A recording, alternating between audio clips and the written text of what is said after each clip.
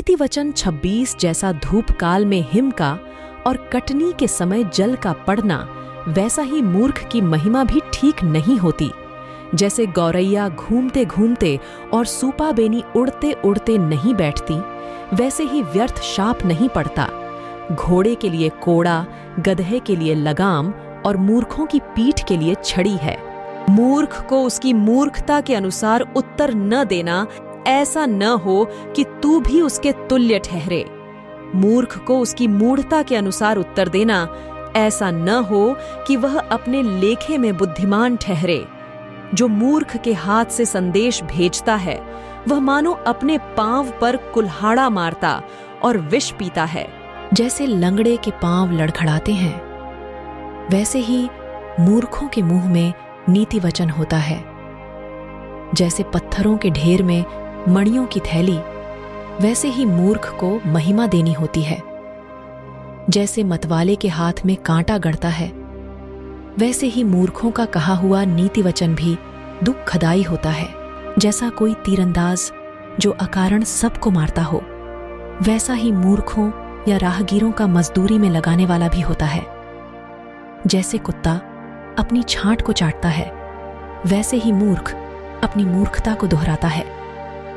यदि तू ऐसा मनुष्य देखे जो अपनी दृष्टि में बुद्धिमान बनता हो, तो उससे अधिक आशा मूर्ख ही से है। आलसी कहता है, मार्ग में सिंह है, चौक में सिंह है। जैसे किवाड़ अपनी चूल पर घूमता है, वैसे ही आलसी अपनी खाट पर करवटें लेता है। आलसी अपना हाथ थाली में तो डालता है, परंतु आलस्य के कारण कौर मुंह तक नहीं उठाता।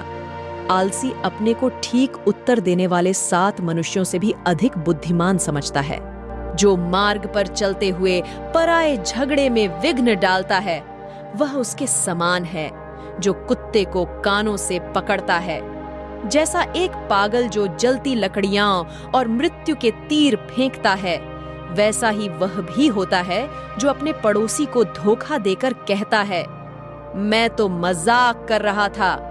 जैसे लकड़ी न होने से आग बुझती है, उसी प्रकार जहां कानाफूसी करने वाला नहीं, वहां झगड़ा मिट जाता है। जैसा अंगारों में कोयला और आग में लकड़ी होती है, वैसा ही झगड़ा बढ़ाने के लिए झगड़ालू होता है। कानाफूसी करने वाले के वचन स्वादिष्ट भोजन के समान भीतर उतर जाते हैं। जैसा कोई चांदी का पानी चढ़ाया हुआ मिट्टी का बर्तन हो, वैसा ही बुरे मन वाले के प्रेम भरे वचन होते हैं। जो बैरी बात से तो अपने को भोला बनाता है, परंतु अपने भीतर छल रखता है, उसकी मीठी मीठी बात की प्रतीति न करना, क्योंकि उसके मन में 7 घिनौनी वस्तुएं रहती हैं। चाहे उसका बैर छल के कारण छिप भी जाए, तो भी उसकी बुराई सभा के बीच प्रकट हो जाएगी। जो गड्ढा खोदे वही उसी में गिरेगा, और जो पत्थर लुढ़काए वह उलटकर उसी पर लुढ़क आएगा।